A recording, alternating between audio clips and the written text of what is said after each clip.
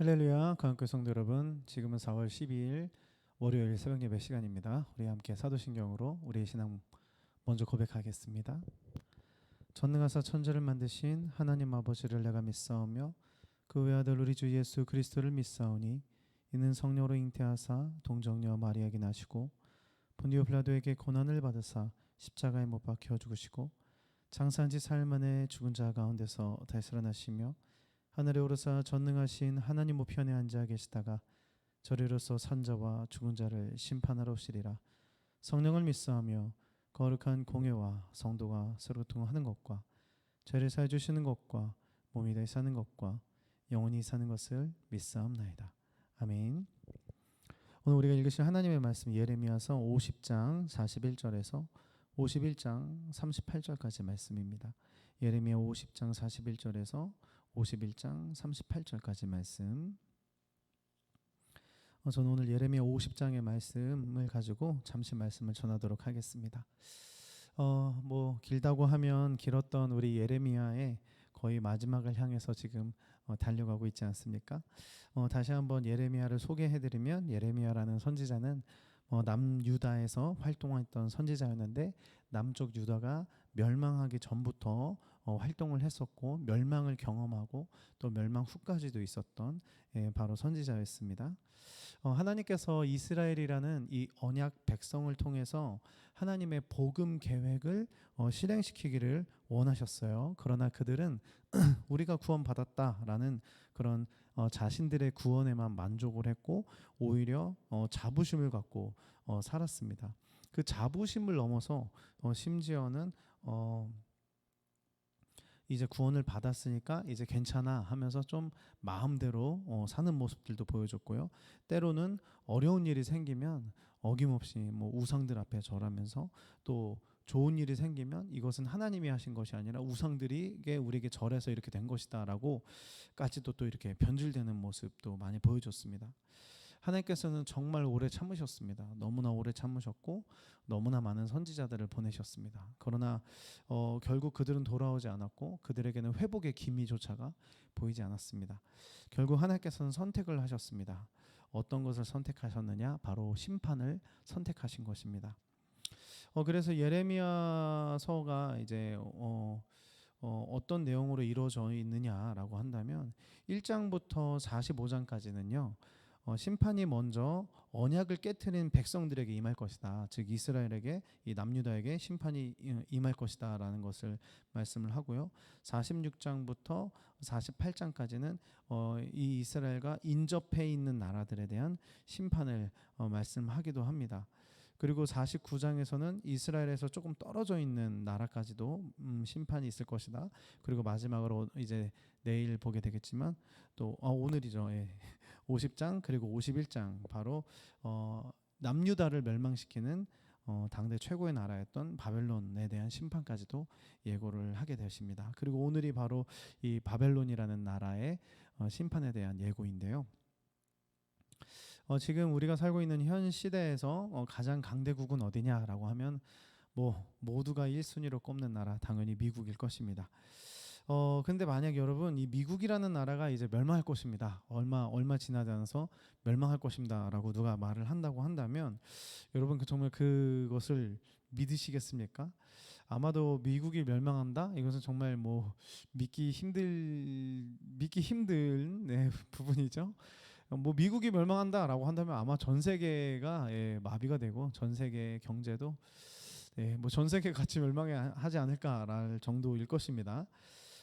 미국 너무 이제 크니까 그뿐이겠습니까? 우리가 당장 우리나라에서 가장 큰 기업이라고 한다면 바로 삼성일 텐데 이 삼성이 망할 겁니다라고 한다면 여러분 그 사람을 믿으시겠습니까? 개인의 자산이 예를 들어서 몇 천억이 있다. 근데 그 사람이 멸망할 거다. 그 사람이 망할 거다. 아니면 삼성이 망할 거다. 아니면 미국이 멸망할 거다. 이런 말들을 듣는다면 아마 상상조차도 되지 않으실 거예요. 그런 일이 일어나겠어.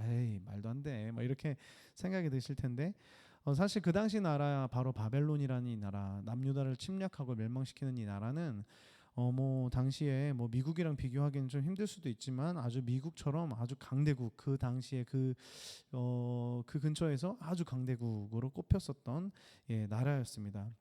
때문에 이 강대국 바벨론이라는 나라가 멸망할 것이다라는 말은 뭐 입에 담을 수도 없을 뿐더러 그런 일이 일어나겠어라고 생각이 들 정도로 뭐 예상조차 할 수 없는 그런 아주 큰 나라였는데요.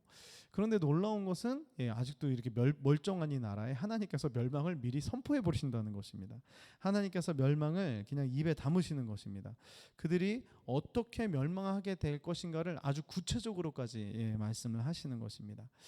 그리고 놀라운 것은 바로 이 하나님의 말씀, 하나님의 이 예언이 결국 말씀처럼 이루어지게 됩니다. 그리고 나중에 바벨론이라는 나라가 멸망하게 됩니다.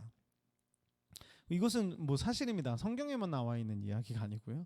아주 역사적인 사실입니다. 그래서 뭐 세상의 역사학자든 뭐 지리학자든 모두가 다 인정하는 부분입니다. 바벨론이 멸망했다. 그런데 차이가 있다면 무엇일까라고 한다면 바로 우리와 그들의 차이가 있다면 바로 그 역사 가운데, 역사가 멸망한 거는 맞는데 그 역사 가운데 하나님이 계셨느냐 안 계셨느냐가 분명히 차이점일 거예요. 사람들은 바벨론이라는 나라의 멸망은 역사적으로는 인정을 합니다. 그렇죠. 그러나 우리는 그것을 역사로 인정하는 것뿐만 아니라 한 가지 더 인정하는 것이 있는데 바로 하나님께서 멸망시키셨다는 겁니다. 하나님의 계획으로 인해서 멸망했다라는 것입니다. 그래서 우리가 믿는 하나님은 바로 역사 속에서 존재하고 있는 하나님을 믿고 있다는 것이죠. 그래서 태초부터 지금 우리가 살고 있는 이 시대까지 하나님 분명히 살아계십니다. 여러분 믿으시죠? 그 말은 모든 역사 가운데 하나님이 함께 하셨다라는 의미입니다. 자, 그렇다면 하나님께서 지금까지도 이 역사 속에서 살아계시면서 하시는 일이 무엇일까라고 한다면 한마디로 말하면 바로 구원 사역이라고 말할 수 있을 것입니다. 하나님께서 이 세상을 이처럼 사랑하사 독생자를 주셨으니 이는 그를 믿는 자마다 멸망치 않고 영생을 얻게 하려 하심이라. 요한복음 3장 16절의 이 말씀을 갖고 지금도 여전히 사역하고 계시는 분이, 역사 속에서 사역하고 계시는 분이 바로 우리의 하나님인 줄 믿습니다. 그런데 문제는 인간이라는 존재가 여전히 너무나 이기적이고 너무나 악한 존재라서 이 구원 사역에 귀를 기울이지 않는다는 거예요. 오히려 비방하고 심지어는 맞서 싸우기도 합니다. 그런데 더 슬픈 것은 오히려 구원을 받은 그리스도인들조차도 어쩌면 이 이스라엘 백성들이 난 구원받았으니까 괜찮아라고 생각했었던, 나만 구원받으면 됐지 뭐 이렇게 생각했었던 이기적인 모습으로 신앙생활을 하는 경우들도 많습니다. 그래서 우리가 신앙생활하는 모든 포커스가 바로 내가 어떻게 하면 구원받을 수 있을까? 내가 구원받은 게 맞나? 여기에만 계속 머물러 있으니까 성장하지 않을 뿐더러 하나님의 구원 사역에 동참도 할 수 없다는 것이죠.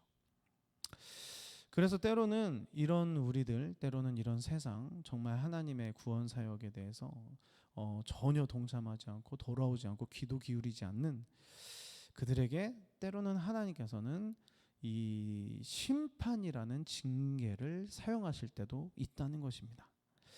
하나님께서는 심판이라는 이 무거운 주제를 통해서 인간들이 구원이라는 생각을 하도록 그 전환점을 만드신다는 거예요.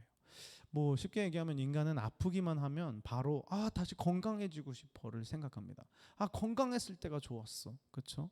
장례식에 참석해 보면 모두가 다 이런 생각을 합니다. 죽음은 무엇일까? 나도 언젠가 저렇게 죽게 되겠지. 즉 죽음을 생각하면 오늘의 삶을 생각하게 되는 것이죠.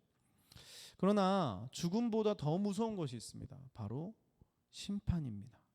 심판을 생각하는 거 참 무서운 겁니다. 그렇죠? 심판 뭐 말하기도 무섭고 생각하기도 너무 무서운데 사실은 그러나 우리가 정말 생각해야 될 것이 있다면 바로 이것입니다.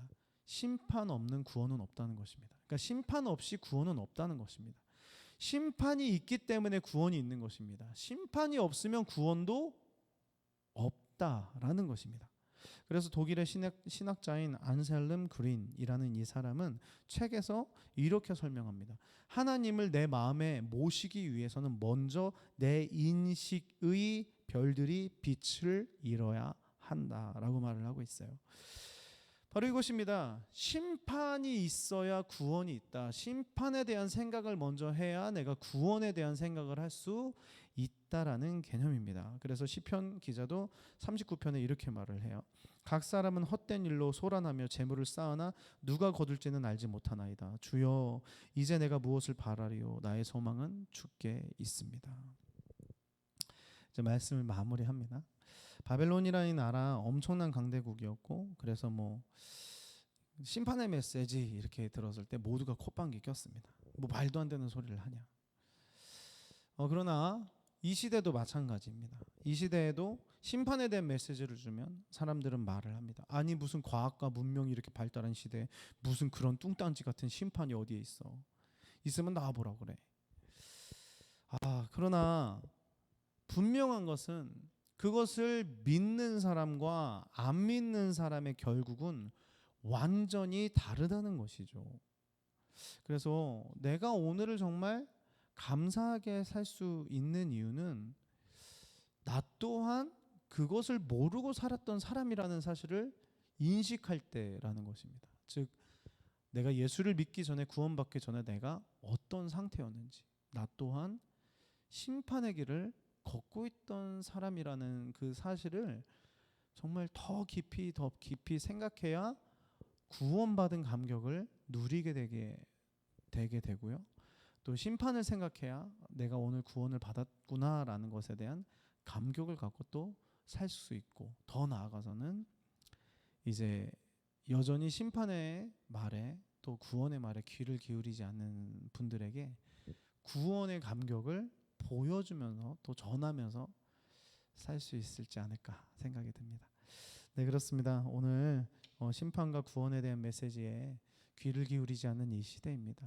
어쩌면 그러나 우리도 그 사람일 수도 있습니다. 우리가 먼저 심판과 구원에 대한 메시지에 귀를 기울이고 오늘 하루 그 구원의 감격 누리며 전파하는 삶 살기를 예수님의 이름으로 축복합니다.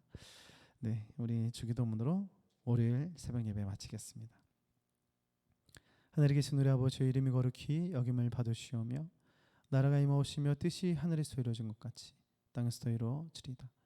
오늘날 우리에게 이러한 양식을 주옵시고 우리가 우리에게 죄 지은 자를 사해 준 것 같이 우리의 죄를 사해 주옵시고 우리를 시험에 들게 하지 마옵시며 다만 악에서 구하옵소서.